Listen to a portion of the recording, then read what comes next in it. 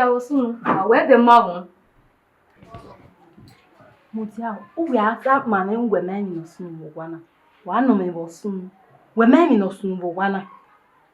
Yeah. What's soon? Oh, what? Who's our one done? Ha! Mutia, who were battle nana? Where, Ekinuju where do one. Oh, bear! Oh, Ataman. Umaki Nijimado. The Kinuju do it. The Kinodo? Hey, all right, Benenia. Usme. You are here. You are here. You want to hear? Tana. Down again. Tana. Ijwe wa luwe ya fo edonafo. Ona wo bian wedding ya zose. O menyu bia be zose. O be give me pa o. Come on all day. We can we bo. Gyo we ge asiwe. Here come. Akpo boji duwe. Ege ave se wa je mere. Iwinere. Ijiwe. Oka we wa. Ko be ni yago be na ya se bo hia. We inya gu inya ban inya ba. Inya gu inya bu ban we wana dia. Gi won we asiwe we wana. No mo gije nyawo. Mo asio sije. Gere. Oka we ba. Atanu no nya. Oni senia, ora No. leti. Na ya gujwe bu. Mi guje na bu. Ni. Oba wo wa, uni nyo we be ba bu. Ni. Ije we no ba. Ije ako. Joseph, wa no here. Wo sunu, me ma wonu we la we ma. Sylvia, wo sunu. Wo sunu. Wando mego irienue. Igo no me irienue. Ya ti we no adiwa. Ore abi o wishu me kana bido amuwe. We zigo no hu ma mi ku wa o. We ye we wo a. We. Sylvia, wo so eri magbata. Uta ma we ma kukuna o me. Egbe iwe me. Eri magbata. Wo so no. Oma. Ideni wate mata ma. Ime mu egbe ni aya omodo. Esku ni jona iyo ni mu ojo. Ni eku ati ebe me. Iye omodo. Ile school we kana. Odo ki me we kala ile school. We do sunu na mi ogbe so we. Emi school na ni a. Ogie problem Sylvia. Joseph iwiri kun zomo baba kun iri kun Sylvia, yo Sylvia. O e na bi. ayowa Dia. E ma be ya.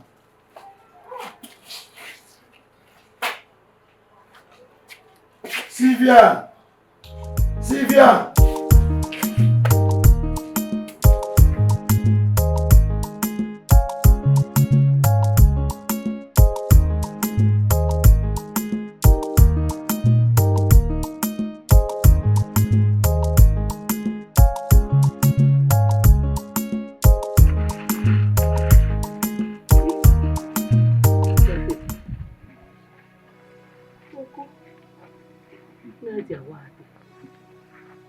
Ima ya o me kan.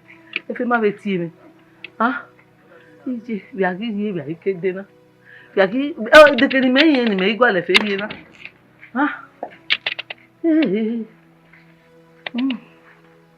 O salobo. De bi me he ta ma gbo ewe imamio de kun ni gi e. Ke me ge fe o. Wa ke me ge fe o.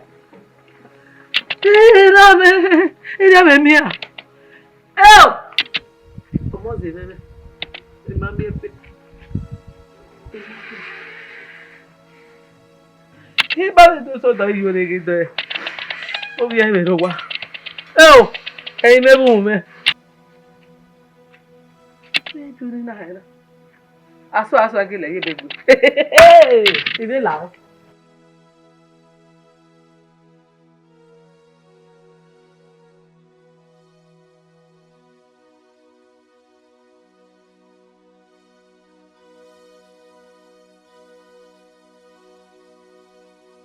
Oye, ¿Qué? Me no botas gotando bueno, maire. ogo ma yero. Ogo ma bere. Me so do wosi. Ni awo se ka wero wa. Imaro wa. Igari ewira. Igi seba be mi mami o. Ni awo ma se ba. O ma seba ko magume ninye. O ha megume je sebe ni na jena mata mai o bie bie ne mata. Mai ba ya ni na. Geme. Bia ka go omo. Sa ba no bia me ba. Ne bia ya be be ni. Ha. Papa. Ale me be na. Ma ni de o. Ba de ba o. Ọmọ Mario wa. Sa do bua. Ye do de yera gbo ka e de yunu agbon baba. Ye me de fe. Efe. Isi. Ya su gbo e ti wina. Ye me na gbo be bu we de ni be do no. Maybe about so. You are domia, I go Paris. Hey! Hey! I'm having a good night today. Ya every market ya na ra igba ni ari na. Imai.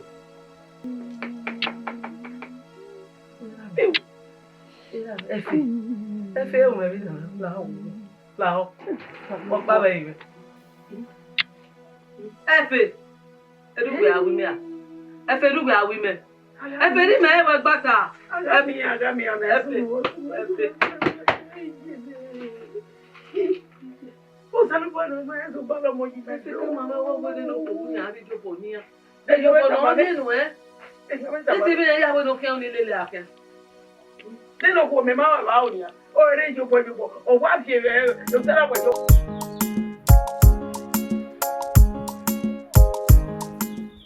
Ọ̀nà ẹ̀kadì ni ọ̀nà ní kàdì ẹ̀fẹ̀ ká àtàmà ń gbé orí ẹ̀ community card ọ̀pá ni Grace mama T àbí mama G mama G. Irare o. Kadi na magu me lo wa kere ade. Me na gwa de ke no mola. Mama G.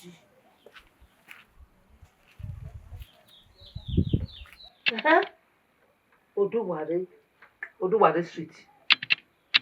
Yes. Oduware Street. Solobo awesi. Kadi na no na. Ya call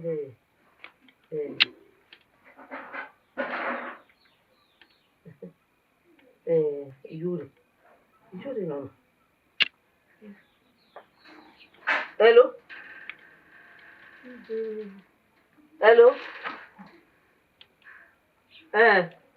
Mama.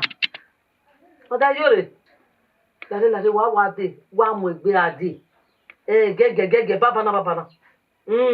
Gwe bumi ade we betalo. O wa se mana.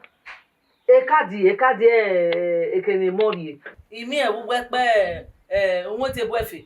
Wo wa imi o. Gwe wa ate baba na. Iji. Me di be me na wa ko we gbon na. Wa mo gbe ade ma gba kan ma ya gwa lo. Ihonje. O mania. Me ge gwa o. Ge kati. Daji. Oduware Street. Iye ko gba.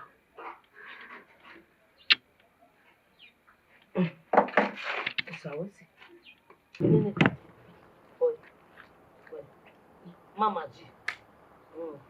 Ona kwa kugwe bwa kedo ade. O gwa na ga usole fa iwaje na je police station. Aje ya. Ona kwa kugwe bwa kege ni adara wa susu. Ko me gbuje me. Na je na ogba wa. Wo wa eyin na mi o. Na wa gba ipede ni ke gwa lo. Ize san megege card. Izian yo won ra akin ma ne. Udeda ya ti be no je. Na ri phone na o. Okay baba. Emi na kin awa una. Yari police station. Ge police station. Address na. Aga ki se ba ni Oduware na anagi gwala na mi ye number 29 anagi se ba we ni Uwadiae ma ya police station. Do ma ye police station. Owe ma very. Ide ni kuro na ke. Salo bo awo. Olórí ẹ̀kọ́ yóò tọ̀ mí, ẹ̀kọ́ yóò tọ̀ rámíyàn.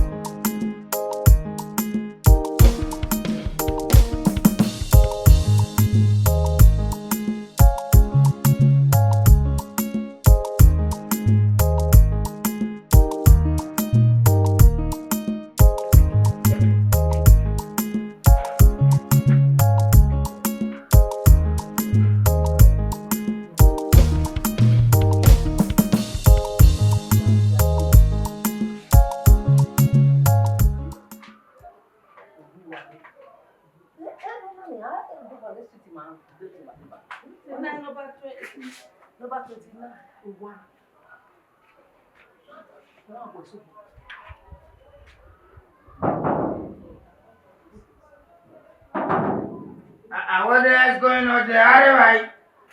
Who did that now, my dear? Not me. Well done, sir. Well done, madam. Well, good afternoon. Good evening. Why are you looking for co-debater? Wow, I know. Oh, you want to blow my Madam G. Madam G, I mean Madam G. Madam G. Madam G, why are you looking for Madam G? What's new? Madam. I'm not contracting who are be you or him. Oh, I'm not contracting him. Nye to be Madam, la odoru wala tie. You are looking for Madam G. Where's your appointment letter for Madam G? I can't do me Madam G. Where's it? Oh, man. Where's that book now? Show me the. Appointment letter. Card. Let me see the card. Let me see the card. Madam G. Madam, your name. I will leave you now. My bag with the quarter.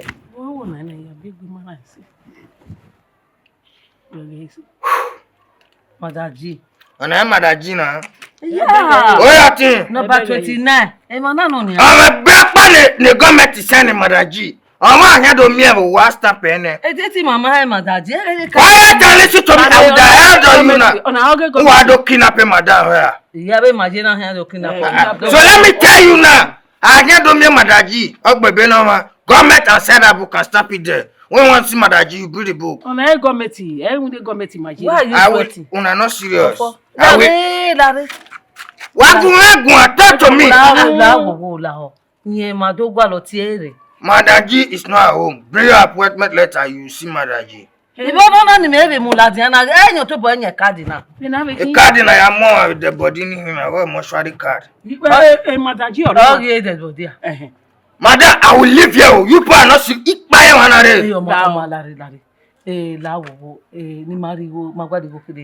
want to bribe me? You look me. To say they beat me. I be like, you can't get money on a bear. Not let Madam G. You shout. You want bribe me?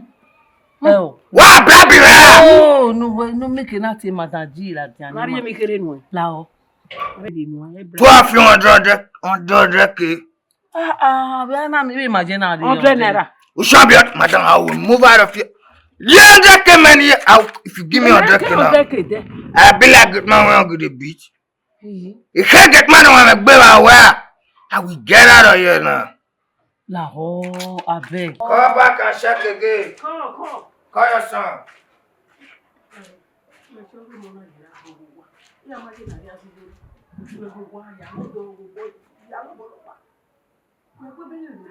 Efe!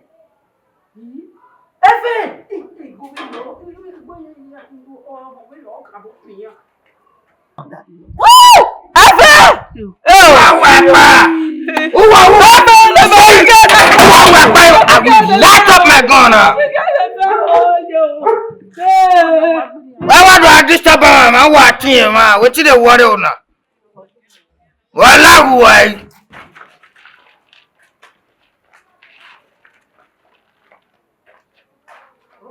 Mother, good afternoon, ma. As I am up one day, you're coming this gate and be doing anyhow. Yeah, don't go anywhere. I with the head on there now. You know what the thing you get to, man? They say I'm looking for Mama G. Bring your appointment letter. They not see. But to my suspicions and IDELE, I ever be have an viola. Shut up. Donc, the boys va nous violer. Ouais. Arrête us. The boys va nous violer. Ouais. Ouais, ça m'a ouais. Il y a quoi il n'a d'aigbé. Kamia ouais, et boss il pas mal là. A dengi ya mamwe beni apa. Ou release kita ni yani kita gagner. Yes, madam. Oh, ou tie police. Il a d'aigbé on nous ouais boys va nous violer. Ouais. Il n'a d'aigbé on nous. I'll sack you. Yes, madam. See, I'll sack you. I'll sack you. Will you talk to your worker politely? Because I pity you. Wow, every would you talk politely? Talk politely to your boy. Wow, down.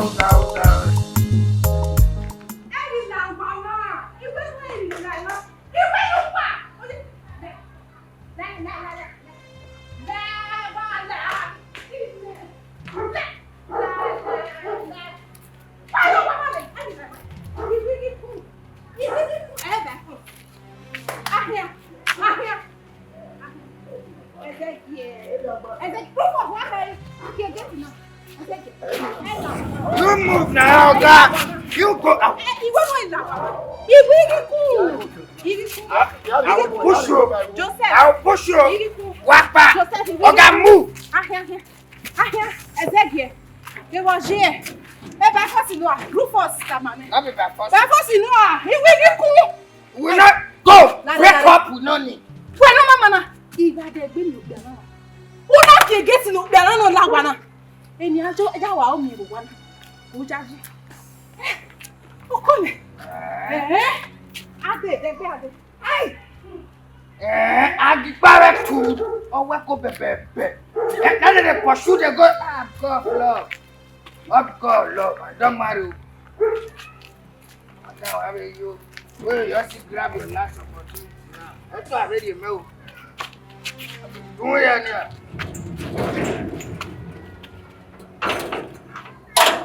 I will go baby. I will push you here in a walk. You a big man like you. With beards and white beards on the face.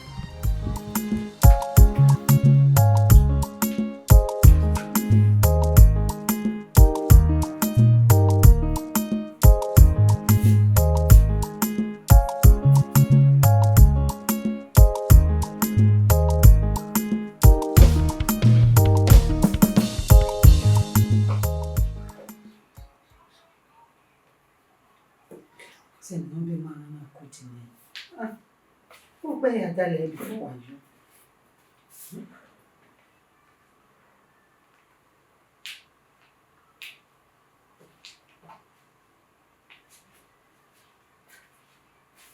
Oh God. What's so no you? No be mana wa quit.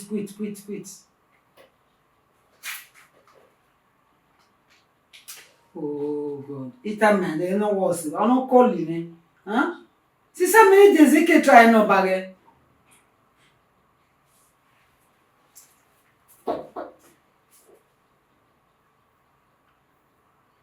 Oh God. Take it everything out of the radio one.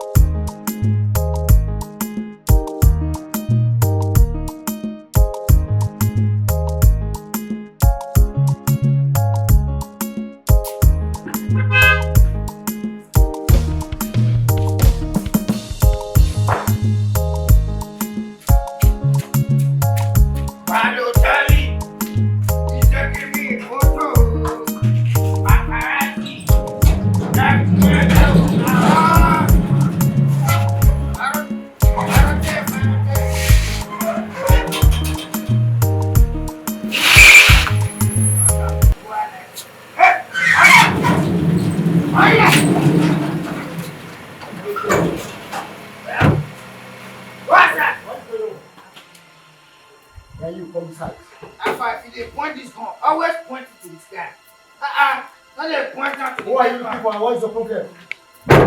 Madam. I don't want that before me, they come here. Madam. Come, madam. Come, madam. Ẹ fẹ́ pa lọ. Makade manane getwa makodi malawa. Efe kamu we ni edi mana. Efe go sapa. Le menu to mani awon agwa lo. Madam kadi we go me wa. Madam G. No we meri eme. Ona mu yen die mana. Oka ma yin mu na le. I don't pa ma. I don't know anybody called Efe. Oh sapa. No na e matter of shouting. Madam, permit me to rest this car on these people. Ona ekati we ogweme bo wa. Madam! Ekati ni die le bede yo teni ma to gwa lo mo. Geti mama kwe ni malawa. La wo nu wala wa. I said Imawa na ti Efe. Eke go sapa ma. You go should leave my house. Leave our house now. Mama, permit me to rest this car now. Let me lift this car. Move them out. Mama, madam, we are here. Move. Madam, we are here now. I tell you, Mama, release the dog. Or you shoot. Leave or I do Madam, what? respect your age and leave. Madam, don't feel Madam, your parents, people should leave.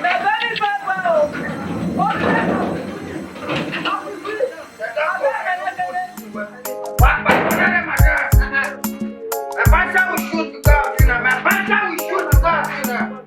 I've been holding this voice this morning. I don't want to come out now. I will tell you to lie on you. Now so you go to lie. As you did so, you are untrusted. You self like this, I not trust you again one lie. Wow. How you go for your president? Madam will carry 2 FT boys. You not carry you follow body. You the time you say you don't know what's going on. Now be you be madam hand post. Anywhere I go, not be the light gon' follow her. Well, me, I dey follow madam culture right now. But I don't know madam into any other business, any fishy business. But even me myself, I dey confused. Who do be see me na your guy? I not be another person. Now this house now you did. If there's something other, tell me my right sacrament letter now. May I go to my father? Father use me do something. I don't know anything more than what you know. As me and madam dey follow. My own job is just to protect her. I don't know any other thing. I don't say you not the line. You not the line at all. You not supposed to be my squad. They go. You see they had something for me. They go now. There's no problem. Parote. That's what it is. There's nothing. Parote. I don't know. Me and you the house. You they had something. Who do be see you time boy? My damn. Bad people. Who they get? Who they there? I will dab you.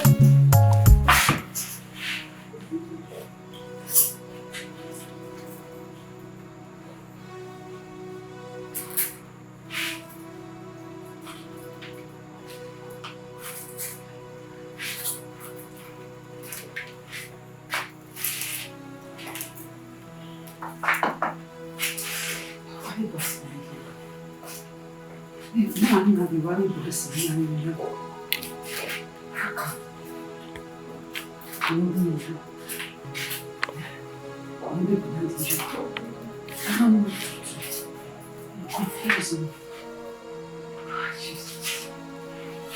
I said, they say, anything.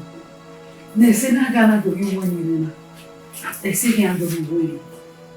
He can get police equal.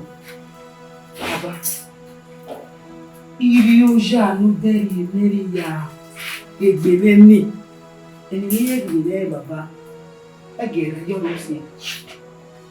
Again, you're see. Ni good boyfriend. Never when you love Baba. Now. Need to confront.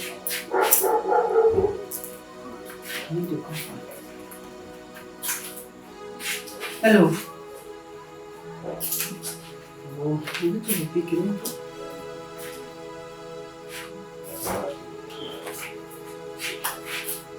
Yeah, Frank. Frank, we are here now. Rowa. I want to see you now. Drop whatsoever you are doing and see me now. I mean now.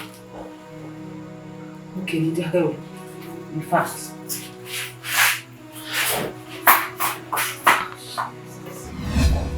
Mama, now you control everyone and you look very much unhappy.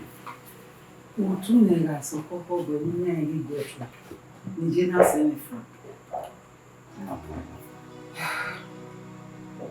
The boys say bad, you remember them if you were Osapama. Yeah, you told me about it. Yes. Now with Yeah, I've been an army. yes. I gave the compliment card to come and see me. Yes. Really, they came. Make him have you a decided here. Unfortunately, we were going to the same side, the same way. And now dropping off. Kedere Ade, be my yoke on one. The police allow while you go Waladia. Is she allow Waladan, you go Waladia? I don't know what to do again. Is she away, Mamma? Is she a complimentary identity without able? I don't know what to do. Are you serious? I'm telling you the truth. I am confused. First of all, I'm worried where I'm going. But I didn't have to arrest where you were. And I could complimentary card now. And I could drop them out. A big woman. A big woman. Or to the extent, a money may be angry name without you carrying me. Okay. Honey, calm down. In Mawa, Gimayami, AIG Wako. And we already attacked the positive one play along. We let it be. I'm gonna play along. My Walekina and Link the IG himself. Oh, that really is life-saving. Yes, because we know Uwadiae dinner and okay, we na go and coffee your man, but we na we could do it so at there one more station don't have some very just to make a phone call. And that's all. Now tell me the reason why I will not love you. Hey, come on. Tell me the reason why I will not love you. I know why we know. Mama G. You are a life-saver. We'll do that first thing tomorrow morning. That's good. So come down. You're feeling right time. The time is lazy mode. The time is lazy mode. Lazy mode. Relaxing.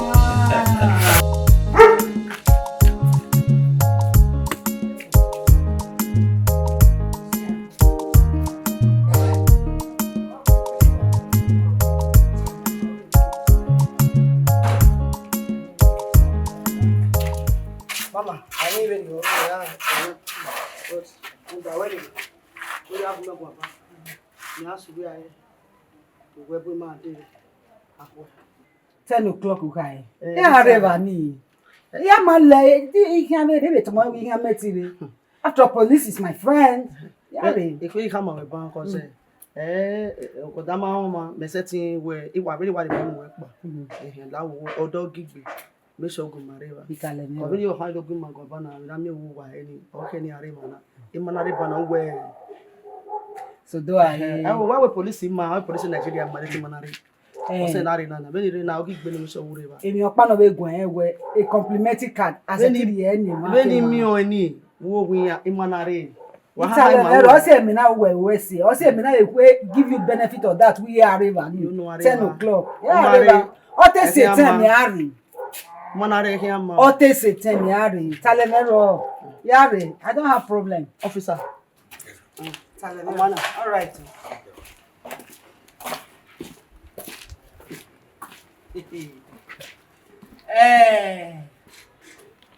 The station. Me. To be near the station. No problem.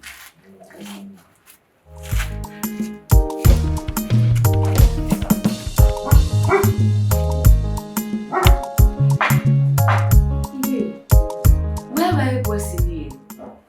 Nana mi where? Edi agbe, olapa to sobo, avance, ijiyan to sobo. Iyan ti ebo nelu force be dere o. My beloved. Ave boys in here do to me. Making you na way in the side in here, we side in here, and they were going my way. I decided to drop them off. It didn't give me as a Kedere Ade. That is the truth.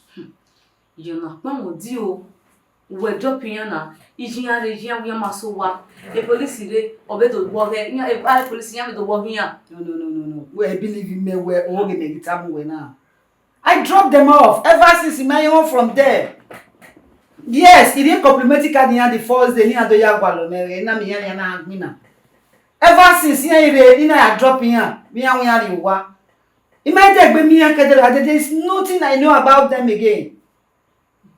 Timaja wejiji when you want on Kenyana, Ikeswa, Ibinano, near Kenyana Mudian was every gene. When we are we suspecting me. We know what who gonna hear Fefe Rogana, Okbaro, and allow. When in me, Paloki, the Wugana were now. So you saying this, I'm surprised. Even to be me, women, Vision do Agualo, police do Agualo. I don't know what to say. I'm confused too. Ya Urposi, I may get you a derio. Where Urposi got to me? Only no, Gabai. I don't know what to say. Oh, me, I'm confused. But dig out to okay, Mama Rokba. Not you, my first daughter. I must tell you the truth.